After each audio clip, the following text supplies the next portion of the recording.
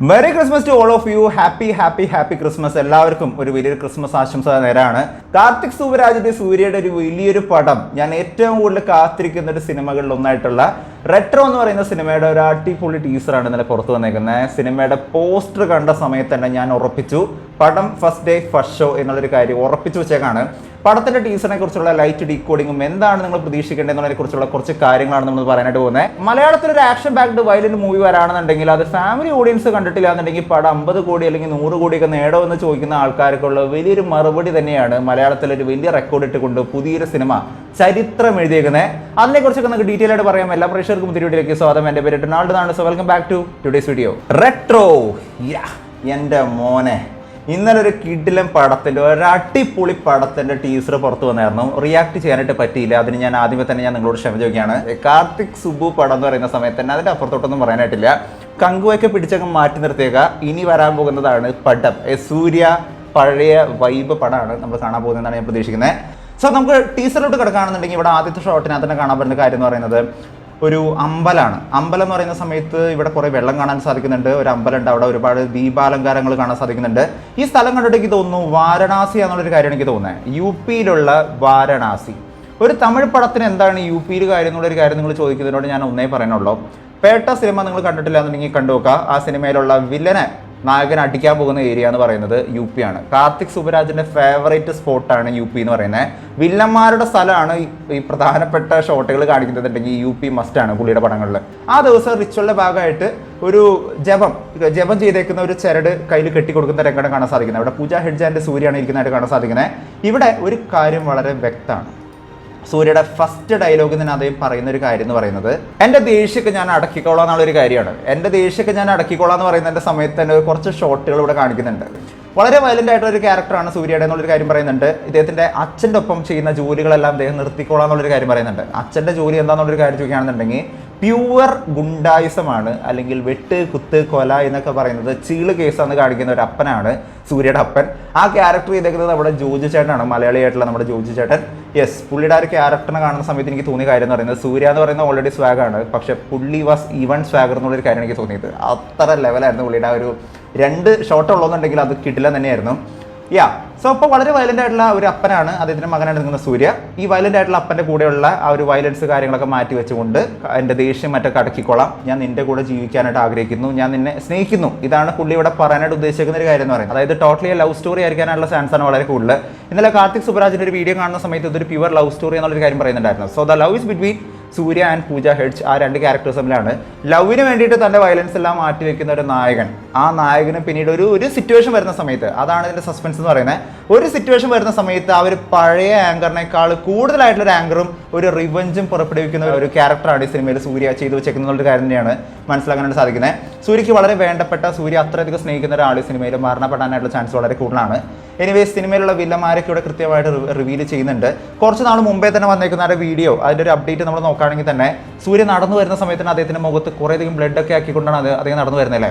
ആ ഒരു സിറ്റുവേഷൻ തന്നെ ഒരു കാര്യം വ്യക്തമാണ്. വളരെ വയലൻ്റ് ആയിട്ടുള്ള സൂര്യയുടെ ഒരു കംബാക്ക് ആണ് ഈ സിനിമയിൽ കാണാനായിട്ട് പോകുന്നത് എന്നുള്ളൊരു കാര്യം ഉറപ്പാണ്. അതിൻ്റെ കാരണം, അതിനെ ട്രിഗർ ചെയ്യുന്ന റീസൺ എന്ന് പറയുന്നത് അദ്ദേഹം വളരെ ഇഷ്ടപ്പെടുന്ന ഒരു വ്യക്തി അദ്ദേഹത്തിന് നഷ്ടമാകുന്ന സമയത്തായിരിക്കാം, അല്ലെങ്കിൽ ഒരു ത്രെട്ട് വരുന്ന സമയത്തായിരിക്കാം ആ ഒരു പഴയ ആ ഒരു ക്യാരക്ടറിലോട്ട് ഇപ്പോൾ പ്രോമിസ് ചെയ്ത് വെക്കുന്നത് ഞാൻ നല്ലവനായിക്കോളാം എന്നാണ് പറഞ്ഞേക്കുന്നത്. പക്ഷേ അതിൽ നിന്നും മാറി ഏറ്റവും വയലൻ്റ് ആയിട്ടുള്ള ഒരാളായിട്ട് മാറുന്നത് ആ ഒരു മൊമെന്റിലായിരിക്കും എന്നുള്ളൊരു കാര്യം തന്നെയാണ് ഞാൻ പ്രതീക്ഷിക്കുന്നത്. ആൻഡ് ഈ ലാസ്റ്റ് കാണിച്ചിരിക്കുന്ന ഷോട്ട്, ഇദ്ദേഹം ഒരു ബാറിനകത്ത് കയറി ഇങ്ങനെ ഇരിക്കുന്ന ഒരു ഷോട്ട് എന്ന് പറയുന്നത് the swag of Surya is here. ഇതാണ് സ്വാഗുള്ള സൂര്യ. റോളക്സ് പോലെ മറ്റൊരു സ്വാഗിഷ് ആയിട്ടുള്ള മറ്റൊരു ബെഞ്ച് മാർക്ക് ആവാനായിട്ട് പോകുന്ന സൂര്യയുടെ ഒരു ക്യാരക്ടർ ആയിരിക്കും കാണിക്കുന്നത് അടുത്ത് തന്നെയാണ് ഈ ലാസ്റ്റുള്ള ഈ ഷോട്ടിനകത്ത് തന്നെ റിവീൽ ചെയ്തേക്കുന്നത്. കുറച്ചാൾ മുമ്പ് വന്നേക്കുന്ന ആ ഒരു വീഡിയോക്കകത്ത് തന്നെ നമ്മൾ നോക്കുകയാണെന്നുണ്ടെങ്കിൽ സൂര്യയുടെ സ്വാഗ് എന്ന് പറയുന്നത് ക്ലിയർലി എവിഡൻ്റ് ആയിരുന്നു. ആൻഡ് മോസ്റ്റ് ഇമ്പോർട്ടൻ്റ്, ഈ സിനിമ നമ്മുടെ മലയാള സിനിമയായിട്ടുള്ള എമ്പുരാൻ എന്ന് പറയുന്ന മലയാളത്തിൽ തന്നെ ഏറ്റവും ആൻറ്റിസിപ്പേറ്റഡ് ആയിട്ടുള്ള സിനിമയ്ക്ക് കോമ്പറ്റീഷൻ ആയിട്ടാണ് ഈ സിനിമ വരാനായിട്ട് പോകുന്നത്. ആ ദിവസങ്ങളിൽ തന്നെയാണ് സിനിമ റിലീസ് ചെയ്യാനായിട്ട് പോകുന്നത് എന്നുള്ള റൂമറുകളാണ് ഇപ്പോൾ കേൾക്കാൻ സാധിക്കുന്നത്. ഇപ്പോൾ ഡേറ്റ് ഒന്നും റിവീൽ ചെയ്തിട്ടില്ല. അടുത്ത സമ്മറിലായിരിക്കും, 2025 സമ്മറിലായിരിക്കും എന്നൊരു കാര്യം മാത്രമാണ് പറഞ്ഞിട്ടുള്ളത്. എന്തായാലും ക്രിസ്മസ് ആയിട്ട് ഒരു കിടിലൻ അപ്ഡേറ്റ് തന്നെയാണ് കാർത്തിക് സുബരാജ് സൂര്യയ്ക്ക് വേണ്ടിയിട്ട്, നമുക്ക് വേണ്ടിയിട്ട്, സൂര്യ ഫാൻസിനൊക്കെ വേണ്ടി തന്നേക്കുന്ന ഒരു കിടിലൻ സാധനം. ക്ലാസിക് സിനിമകൾ മാത്രം ഇറക്കുന്ന മലയാള സിനിമയിൽ ഒരു വയലന്റ് ആക്ഷൻ മൂവി വരാണെന്നുണ്ടെങ്കിൽ, ഒരു വയലൻസ് നിറഞ്ഞിരിക്കുന്ന ഗോർ നിറഞ്ഞിരിക്കുന്ന ഒരു മൂവി എടുക്കാനായിട്ട് സാധിക്കുമോ എന്നുള്ളൊരു ചോദ്യം തന്നെയാണ് ആദ്യത്തെ ചോദ്യം എന്ന് പറയുന്നത്. അതിനുള്ളൊരു ഉത്തരം നമ്മൾ നേരത്തെ കൂട്ടി തന്നെ കാണിച്ചു കൊടുത്തു. മാർക്കോ എന്ന് പറയുന്ന സിനിമ ഇറങ്ങിയതിന് ശേഷം ഇന്ത്യൻ സിനിമയിൽ നിന്ന് മാത്രമല്ല ലോക നിലവാരത്തിലുള്ള ഏറ്റവും വയലന്റ് ആയിട്ടുള്ള സിനിമകളിൽ എണ്ണം പറഞ്ഞു വെക്കാനായിട്ട് വരുന്ന ഒരു സിനിമയായിട്ട് മാർക്കോ എന്ന് പറയുന്ന സിനിമ മാറുകയാണ്. ഇന്ത്യയിൽ തന്നെ ഞാൻ കണ്ടേക്കുന്ന ഏറ്റവും ബ്രൂട്ടൽ ആയിട്ടുള്ള സിനിമകളിൽ ടോപ്പിൽ തന്നെ നിൽക്കുന്ന സിനിമ എന്ന് പറയുന്നത് മാർക്കോ ആയിരിക്കും. ഞാൻ വേറെ പടങ്ങളൊന്നും എൻ്റെ ഓർമ്മയിലോട്ട് വരുന്നില്ല.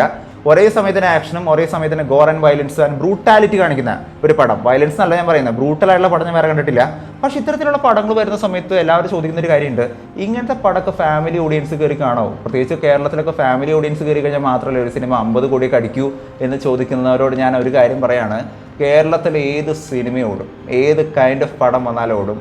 ഓൺലി തിങ് ഈസ് നല്ല പടമായിരിക്കണം എന്ന് മാത്രം. നിങ്ങൾ ആക്ഷൻ ചെയ്തോളൂ, നിങ്ങൾ വയലൻസ് ചെയ്തോളൂ, നിങ്ങൾ വേണമെങ്കിൽ ഡോക്യുമെൻ്ററി എടുത്തോളൂ, എന്ത് വേണമെങ്കിലും ചെയ്തോളൂ. ഇവിടെ ആടുജീവിതം 50 കോടി അടിക്കും, ഇവിടെ ആവേശം 50 കോടി അടിക്കും. ഇപ്പോൾ ഇതാ മലയാളത്തിൽ തന്നെ ഏറ്റവും വയലൻ്റ് ആയിട്ടുള്ള സിനിമ എന്ന് പറയുന്ന, ഏറ്റവും ബ്രൂട്ടൽ ആയിട്ടുള്ള ഇന്ത്യൻ സിനിമ എന്ന് പറയാൻ പറ്റുന്ന മാർക്കോ സിനിമ വെറും 5 ദിവസം കൊണ്ട് 50 കോടി എന്ന് പറയുന്ന റെക്കോർഡ് നേടിയേക്കാണ്. ഒരു വയലന്റ് ആക്ഷൻ, ഒരു എ പടം എന്ന് പറയുന്ന ഒരു കാറ്റഗറിയിൽ എൻ്റെ ഒരു അറിവ് ശരിയാണെന്നുണ്ടെങ്കിൽ ഹയസ്റ്റ് കളക്ഷൻ നേടിക്കുന്ന സിനിമ എന്ന് പറയുന്നത് അത് ഈ പടമായിരിക്കും മലയാളത്തിൽ. അങ്ങനെ റെക്കോർഡ് കൂടിയാണ് ഒരു ഉണ്ണി മുകുന്ദൻ്റെ സൂപ്പർ സ്റ്റാർഡം കാണിച്ചിരിക്കുന്ന പടമായിട്ട് മാറിയിരിക്കുന്ന മാർക്കോ എന്ന് പറയുന്ന സിനിമ നേടിയിരിക്കുന്നത്. വേറെ ഒന്നുമല്ല, പ്യുവർലി പടം ചെയ്തു വെച്ചേക്കുന്നതിൻ്റെ ക്വാളിറ്റി.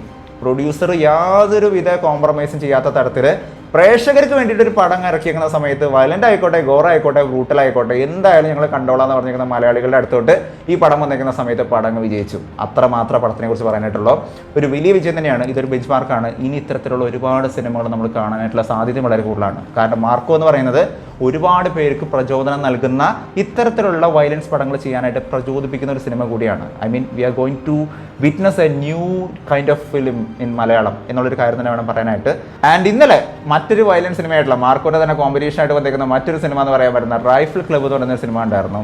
മോനെ സീൻ പടം എന്ന് പറഞ്ഞു കഴിഞ്ഞാൽ ഇൻ ദ സെൻസ് എനിക്ക് പടത്തിൻ്റെ വയലൻസോ അല്ലെങ്കിൽ ബ്രൂട്ടാലിറ്റി ഒന്നുമല്ല ഞാൻ പറയുന്നത്. പക്ഷേ പടത്തിൻ്റെ ഒരു വൈബ്, പടം സെറ്റ് ചെയ്ത് വെച്ചിരിക്കുന്ന രീതി, പടത്തിൻ്റെ music composition, the story was great but music composer was God level. അത്രമാത്രം പറയാൻ പറ്റുള്ളൂ. കാരണം ഗോഡ് മോഡലായിരുന്നു റെക്സ് വിജയൻ ഈ ഒരു പടം ചെയ്ത് വെച്ചേക്കണം എന്നുള്ളൊരു കാര്യം എനിക്ക് തോന്നിയിട്ടുണ്ട്. റെക്സ് വിജയൻ്റെ ബെസ്റ്റ് കമ്പോസിഷൻ ഏതാണെന്ന് വെച്ച് കഴിഞ്ഞാൽ അതിനകത്തേക്ക് തീർച്ചയായിട്ടും ആഡ് ചെയ്യാൻ പറ്റുന്ന ഒരു ആൽബം ആയിരിക്കും ഈ റൈഫിൾ ക്ലബ്ബ് എന്നുള്ളൊരു കാര്യം എനിക്ക് തോന്നുന്നു. ഹീറോ വരുന്ന സമയത്തും വില്ലൻ വരുന്ന സമയത്തൊക്കെ അവർ കൊടുത്തേക്കുന്ന മ്യൂസിക്കൽസ് എന്നൊക്കെ പറയുന്നത് വേറെ ലെവലായിരുന്നു, വേറെ വൈബായിരുന്നു. അങ്ങനെ ഒരു സെറ്റിംഗ് ചെയ്തേക്കുന്ന ഒരു പടമായതുകൊണ്ട് തന്നെ ഇതുവരെ കാണാത്ത കൈൻഡ് ഓഫ് ഒരു എക്സ്പീരിയൻസ് തന്നെയായിരുന്നു റൈഫിൾ ക്ലബ്ബ് കാണുന്ന സമയത്ത് എനിക്ക് തോന്നിയത്.